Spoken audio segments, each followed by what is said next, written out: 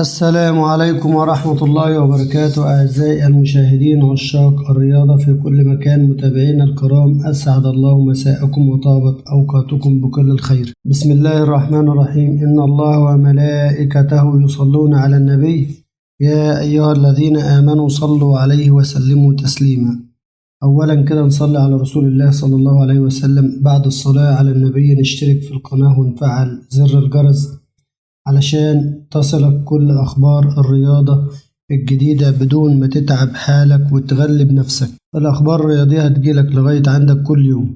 الفيديو فيه أخبار كتيرة وشيقة، كمل الفيديو لحد الآخر وما تنساش تضغط لايك واشتراك. عشاق الرياضة المصرية في كل مكان، مرحبا بكم وأهلا بكم في دردشة جديدة عن مباراة النادي الأهلي وفريق سموحة. النهاردة النادي الأهلي بيعمل مباراة أكتر من روعة، بيفكرنا بأيام موسيماني. من أيام موسيماني ما شفناش الأداء الجميل ده. لعيبة النادي الأهلي بتتفوق على نفسها، والنهاردة كل شيء 10 على 10 ما عدا علي معلول. النهاردة ميس باص 10 من كورة. علي معلول النهارده مش في مستواه، الوحيد النهارده في الملعب اللي مش في مستواه علي معلول، مع ان الدنيا مفتوحه قدامه وتمام التمام، الا انه النهارده مستواه يعني الى حد ما مذبذب. نيجي للظهير العكسي محمد هاني النهارده بيتفوق على نفسه، وبكل الناس النهارده بتشيد بمحمد هاني اشاده غير طبيعيه. محمد هاني النهارده يعتبر رجل المباراه. انا النهارده ما تابعتش مين اللي خد رجل المباراه، بس على ما اظن لو ما خدهاش محمد هاني النهارده يبقى فيه ظلم كبير بصراحه. محمد هاني النهارده بيتفوق على نفسه وله بصمه في الهدفين الاولانيين، هدف احمد عبد القادر وهدف تاني اللي احرزه حمدي فتحي. النهارده محمد هاني بيقول لاكرم توفيق انت سبت مكانك وانا موجود. محمد هاني النهارده يا جماعه بصراحه ممتاز ممتاز ممتاز، وانا شايف ان هو بيتفوق على اكرم توفيق من ناحيه اللياقه البدنيه العاليه. ربنا يحميه. محمد هاني عمل مباراه اكتر من روعه. ظاهرين الجنب علي معلول ومحمد هاني.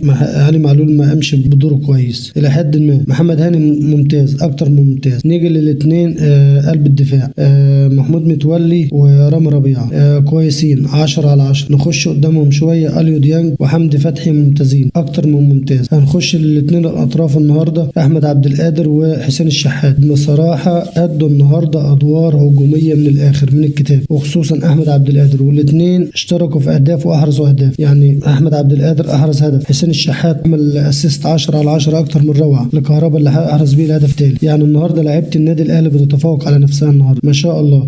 كهربا يعني الخط الامامي النهارده كله ممتاز اكتر من روعه. دي بالنسبه للحكم النهارده يعتبر المباراه الى حد ما كويسه بالنسبه له، سهله. نيجي لهاني سليمان. هاني سليمان النهارده بيخطئ اخطاء بتتسبب في كارثه بالنسبه لفريق سموحه. الغريبه انه بعد الهدف الاول هاني سليمان بيرفع ايديه لحامل الرايه، ما اعرفش ليه، ما اعرفش بيحب يقول له ايه بالظبط، او عايز يوجه كلام لحامل الرايه ما تعرفش. هل حامل الرايه غلط؟ لا، انا مش شايف ان حامل الرايه غلط، والهدف الاولاني سليم وصحيح مليون، مش مليون، ده 20 مليون في المية. ولا فيه فاول ولا فيه ولا الكره خرجت لبره ولا فيه اوفسايد ولا فيه اي حاجه، ما فيش شك بالمره. بترفع ايدك لحامل الرايه؟ لا مش عارف. كل اخبارنا عن النادي الاهلي ودردشتنا عن النادي الاهلي. هنروح لنادي الزمالك. نادي الزمالك بيتلقى هزيمه امبارح من بيراميدز بضربات الجزاء، وبيخرج بضربات الجزاء 5-4.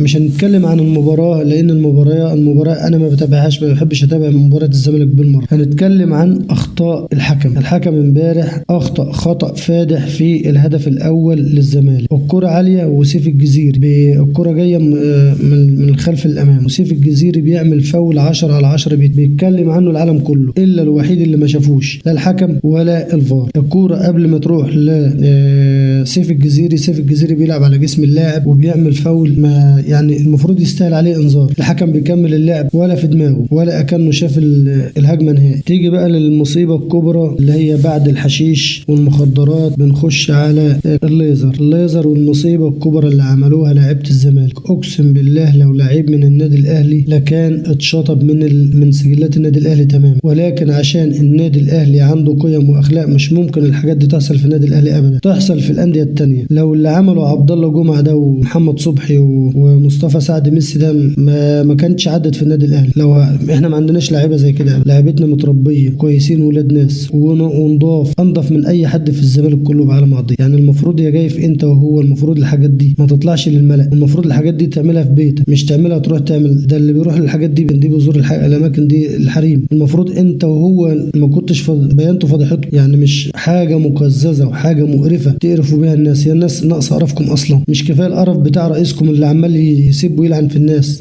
هنروح لفريق ليفربول اللي بيمر بظروف عكسية تماما. فريق ليفربول بيعمل نتائج متأخرة ونتائج مهزوزة في الدوري الإنجليزي، بيمر بظروف سيئة تماما، والجمهور بيصب غضبه على اللعيبة لدرجة إن الجمهور ساخط وبيلقح بكلام على اللعيبة بأكملها وعلى النادي. فشوية تغريدات كده من جمهور ليفربول مش راضي عن الأداء ومش راضي عن اللي بيعمله ليفربول ومحمد صلاح وزمايله.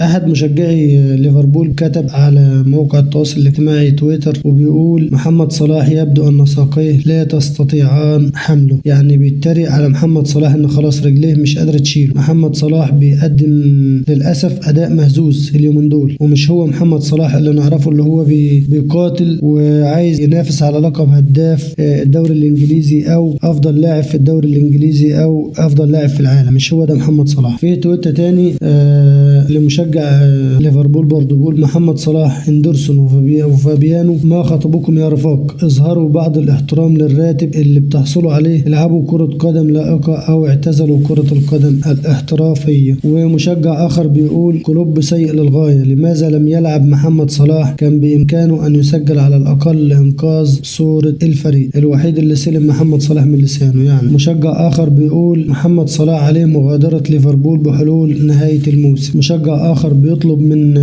من المدرب يورجن كلوب إجلاس محمد صلاح على دكة البدلاء. مشجع تاني بيقول: متى سيعود محمد صلاح من الإصابة؟ واحد تاني بيقول: روما يمكنه استعادة محمد صلاح مرة أخرى. وكتب مشجع آخر بيقول: يظهر صلاح أنه جيد فقط عندما يكون ليفربول هو المسيطر على المباراة. كتب مشجع تاني بيقول: كان محمد صلاح متوسط تماما لمدة عام بالضبط. في الواقع كنت سأذهب إلى حد القول إنه كان سيئا. نعم لدينا مشاكل أخرى، ولكن من الجنون أن يتجاهل الناس مدى فقره بشكل لا يصدق. دي كل أخبارنا الرياضية النهاردة. دمتم في رعاية الله وحفظه، وسلام الله عليكم ورحمته وبركاته. تصبحوا على خير. بيروح الأماكن